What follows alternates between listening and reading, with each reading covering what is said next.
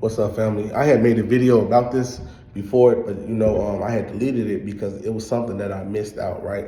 So this video pretty much going to be about how charge-offs actually work. Now, this applies to credit cards, personal loans, auto loans, even if you have say if a line of credit from a furniture company or something like that, right? Let me explain to you guys what's the difference between a charge-off, like what is actually a charge-off.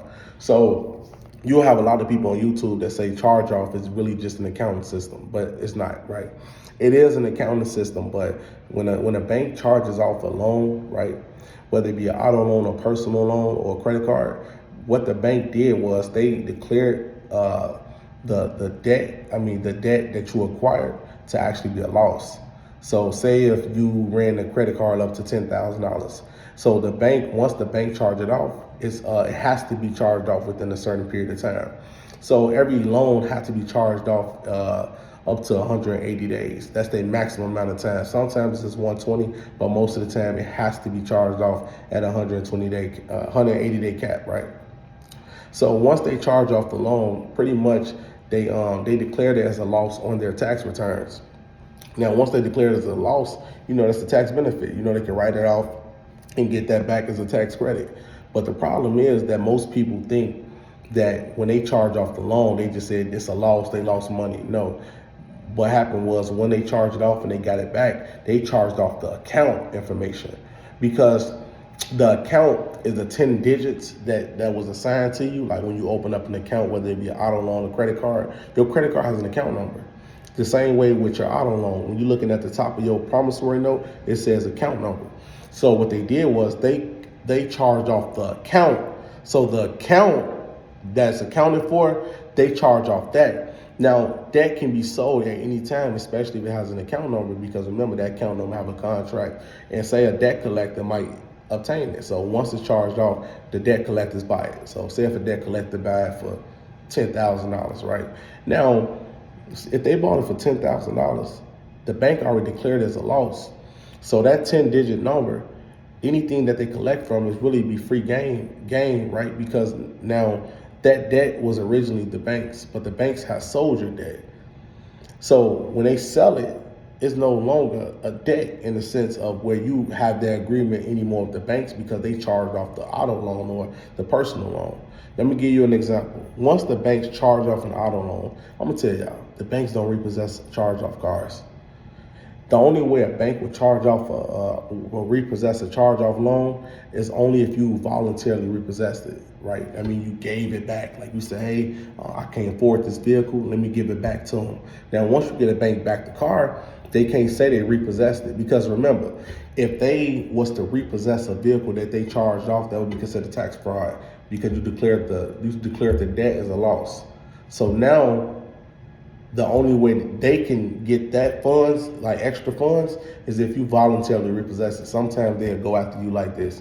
They'll threaten you and say, hey, if you surrender the car to us, if you voluntarily let us voluntarily take the car today, we add it to the account and you should be good. But that's not true at all. The thing about it, a lot of banks will give you scare tactics. They'll say, pay us this, we need it now, or whatever the case might be. But in actuality, they won't repo the car at all. They actually just bluffing. You ever played poker before? Bluffing. That's all they did. Because with me, right, they couldn't find my car, right? So first 3 months after I've been default, they called me every day. Like, hey, sir, are you going to make a payment? Now, around that time, they was going to actually shoot for the repossession, but they couldn't find the vehicle. So after the vehicle was charged off, they called again and said, hey, your account is charged off. Do you want to settle the account? I told them, I'll think about it, but I'm not really going to settle the account because there's no settling to be done. The debt has been written off already. And once they charge off the account, there's no more debt, right? But that's why you come in to the credit bureau aspect because now they sold your debt. So if you bought a coat from Sammy's, and let's just say Sammy's charged off the debt for the coat, and another store come over owner and say, hey, sir, we bought your debt from Sammy's, now you owe us. The average person is going to look at you like you crazy. They're going to say, hold on, I did business with them. Why would I owe you money? They'll say, because we bought the debt. They'll say, that don't mean nothing. I never originally done business with you. And so right there, they have your information, and that's considered identity theft. I'm gonna put y'all on game with something. I had purchased a debt, right? I had purchased an auto loan debt. You know, when I was talking about zombie debt, so I had purchased a Chase auto loan debt for the amount of, I want to say it was $52,000. No, 51. My bad. It was $51,000 that I purchased on an auto loan debt. And the person who name it was like an old lady. She was like 50 something years old, like 50 something years old. And I was like, what the? It had first name, last name, date of birth, her social, and everything. I'm like, do y'all know these debt collection agencies are the ones that's committing identity theft? You talking about random companies having access to all of your personal information that's being shared by people like me. Now imagine, the person that sold me the debt bought it from a debt collection agency. So debt collection agency sell your debt to other debt collection agencies, and those people just sell it to normal people just to do zombie debt and reassignment. And I got that lady information. I can make a whole new identity just with her information. That's messed up. And that's why you will file an FTC report.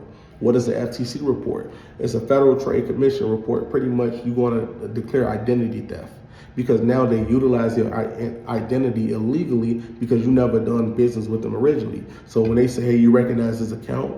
No, I don't recognize this account. I might recognize the company at hand, but I don't recognize the account in a sense, because the company is originally was this company. Now the collection agency of that company is this company. So now it's showing I have to pay debt to the debt collection agency. Therefore, I haven't done any business with the debt collection agency, and they have my information. That is considered identity theft. That's why people do the FTC report sweep so easy, and we easily can take it off your credit report. So when people say charge off, the banks declare that as a loss on their taxes, and they got that whole amount back in the tax, in their tax credit every time. So anytime a bank, say for instance, the bank charge off over billions of dollars in loans a year, right? So if they charge off billions of dollars in loans a year, these are all debts that was written off to the FDIC, and they written it off, but this is for tax purposes.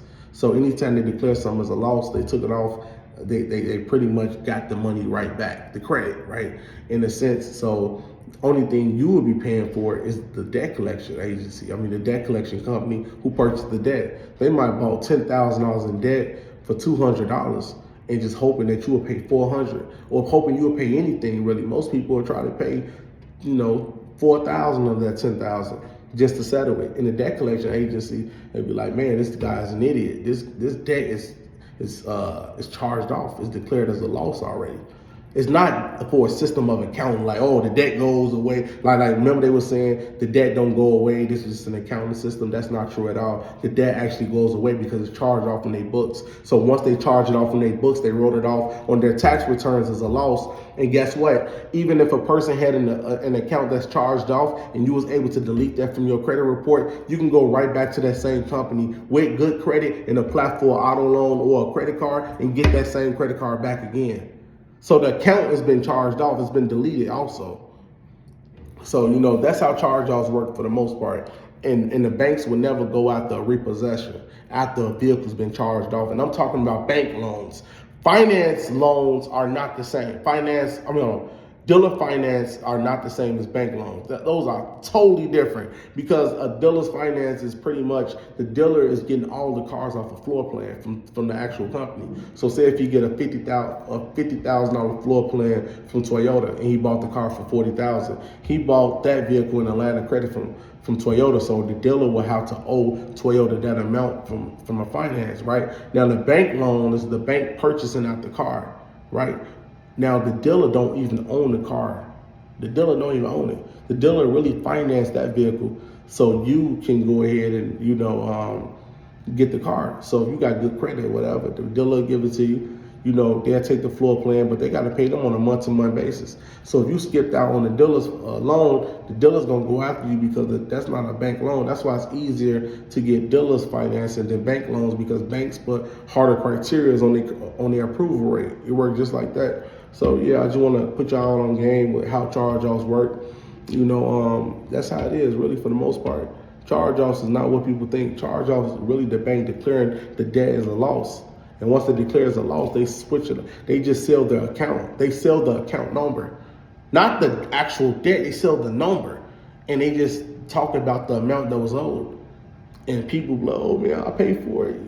Crazy to pay for it. I'm filing the FTC report. That's identity theft. A random stranger with your identity and he pretty much doing business with you. You haven't done business with him. That's identity theft. Hope this video helped you guys. I might come out with a part 2 of this. Let me know what y'all think. Peace and love.